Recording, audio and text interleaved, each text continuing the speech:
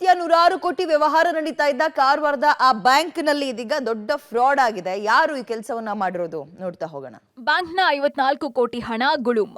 ಕೋಟಿ ನುಂಗಿದ್ರ bank manager ಅನುಮಾನಾಸ್ಪದ ಸಾವು ಬಳಿಕ ಸತ್ಯ ಬಯಲು. ಇದು ಸುಮಾರು 100 ವರ್ಷಕ್ಕೂ ಅಧಿಕ ಕಾಲ ಇತಿಹಾಸ ಇರುವಂತಹ ಪ್ರತಿಷ್ಠಿತ ಬ್ಯಾಂಕ್. ನೂರಾರು ಕೋಟಿ ವ್ಯವಹಾರ ನಡೆಸ್ತಾ ಇದ್ದಂತಹ ಈ ಬ್ಯಾಂಕ್ ಇದೀಗ ಮುಳುಗಡೆಯ ಹಾದಿಯನ್ನ ಹಿಡ್ತದೆ.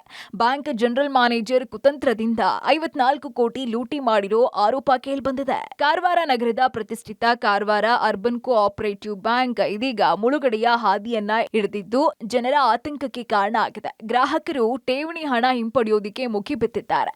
ಬ್ಯಾಂಕ್ನಲ್ಲಿ ಮ್ಯಾನೇಜರ್ ಆಗಿದ್ದಂತಹ ಗುರುದಾಸ್ ಬಾಂದೇಕರ್ ಎಂಬಾತ ಸುಮಾರು 54 ಕೋಟಿ ಹಣವನ್ನ ದುರ್ಬಳಕೆ ಮಾಡಿಕೊಂಡಿರುವಂತಹ ಆರೋಪ ಕೇಳಿಬಂದಿದೆ. 2014ರಿಂದ ಬ್ಯಾಂಕ್ನಲ್ಲಿ ಠೇವಣಿ ಇಟ್ಟಿದ್ದಂತಹ ಹಣವನ್ನ ತಮ್ಮ ಸಿಬ್ಬಂದಿ ಹಾಗೂ ಪರಿಚಯಸ್ಥರ ಖಾತೆಗಳಿಗೆ ವರ್ಗಾವಣೆ ಮಾಡಿಕೊಂಡಿರುವಂತಹ ಆರೋಪ ಕೇಳಿಬಂದಿದೆ. ಪ್ರತಿ ಬಾರಿಯೂ ಆಡಿಟ್ ಮಾಡುವಾಗ ವಂಚನೆ ಮಾಡಿದ್ದು ಇದು ಬ್ಯಾಂಕ್ನ ಆಡಳಿತ ಮಂಡಳಿಗೂ ಕೂಡ ತಿಳಿದಿರಲಿಲ್ವಂತೆ. ಕಳೆದ 1 ವರ್ಷದ ಹಿಂದೆ ಮ್ಯಾನೇಜರ್ ಗುರುದಾಸ್ ಅಪಘಾತದಲ್ಲಿ ಮೃತಪಟ್ಟಿದ್ದು, ಸದ್ಯ ಆಡಿಟ್ ಮಾಡೋದಕ್ಕೆ ಮುಂದಾದಂತಹ ವೇಳೆ ಸುಮಾರು 54 ಕೋಟಿ ಹಣ ವಂಚನೆ ಆಗಿರೋದು ಬೆಳಕಿಗೆ ಬಂದಿದೆ. ಇದರ ಹಿಂದೆ ಯಾರಿದ್ದಾರೆ ಅನ್ನೋದರ ಬಗ್ಗೆ ತನಿಖೆ ನಡೆಸೋದಕ್ಕೆ ಆಡಳಿತ ಮಂಡಳಿ ಕಾರವಾರ ನಗರ ಠಾಣೆಯಲ್ಲಿ ದೂರನ್ನ ಕೂಡ ದಾಖಲಿಸಿದ್ದಾರೆ. ಏನು ಇನ್ವೆಸ್ಟ್ಮೆಂಟ್ ಅಕೌಂಟಿಂದ ಅವರು ಫಂಡ್ಸ್ ಟ್ರಾನ್ಸ್ಫರ್ ಮಾಡಿದ್ದಾರೆ directly through to his company account smart city builders ಅಂತ. ಅದರಲ್ಲಿ ಪಾರ್ಟ್ನರ್ ಇದ್ದಾರೆ ಅವರು. ನಮಗೂ ರೇರಾನಲ್ಲಿ ಇದು ಸಿಕ್ತು, ನಮಗೆ ಪಾರ್ಟ್ನರ್ಶಿಪ್ ಇದು ಸಿಕ್ತು. ಸೊ ಗೊತ್ತಾಯಿತು ಅಲ್ಲಿನೂ ಪಾರ್ಟ್ನರ್ ಇದ್ದಾರೆ ಅವರು. 2013 ಟ್ರಾನ್ಸ್ಫರ್ ಇತ್ತು. ಮತ್ತು ಏನಿಲ್ಲ ಅಲ್ಲಿ ಲೋನ್ ಎಂಟ್ರಿ ಇಲ್ಲ, ಏನಿಲ್ಲ, ಡೈರೆಕ್ಟ್ಲಿ ದುಡ್ಡು ಟ್ರಾನ್ಸ್ಫರ್ ಮಾಡಿದ್ದಾರೆ. ಬ್ಯಾಂಕ್ನಲ್ಲಿ ಎಲ್ಲ ಚೆಕ್ಕಿಂಗ್ ಆಯಿತು.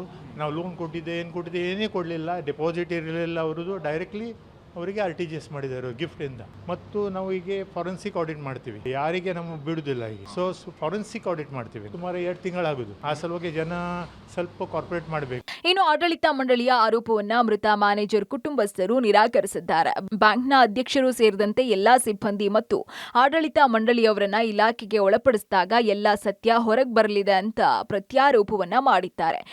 बैंक का घोटाला होने के बाद 9 महीने के बाद अब उतना दिन क्या सोए थे क्या? हाँ, इतना साल हुआ मेरा पति ने बैंक चलाया, तब कोई नहीं आया पूछने के लिए. अभी आया क्या? जो भी लोग, जितना भी लोग स्टाफ और जितना भी लोग था ना, और सभी लोगों को इंक्वायरी करो. आप बुला के इंक्वायरी करो. अगर मेरा पति का कुछ फ्रॉड है तो उनका कुछ फ्रॉड है तो भी बाहर पड़ेगा, मेरा पति का कुछ फ्रॉड है तो वो भी बाहर पड़ेगा ना. ಒಟ್ಟಾರೆ ಅಪ್ಪ ಅಮ್ಮನ ಜಗಳದಲ್ಲಿ ಕೂಸು ಬಡವಾಯಿತು ಅನ್ನೋ ತರ ಮ್ಯಾನೇಜರ್ ಮತ್ತು ಆಡಳಿತ ಮಂಡಳಿಯ ಆರೋಪ ಪ್ರತ್ಯಾರೋಪದಿಂದ ಗ್ರಾಹಸ್ಥರು ಆತಂಕದಲ್ಲಿದ್ದಾರೆ. ಇದರ ಹಿಂದೆ ಹಲವರು ಇದ್ದಾರೆ ಅನ್ನೋ ಆರೋಪ ಕೂಡ ಇದ್ದು ಸತ್ಯಾಸತ್ಯತೆ ಇನ್ನಷ್ಟೇ ಹೊರಗೆ ಬರಬೇಕಾಗಿದೆ. Naveen Sagar, public TV, Karwar.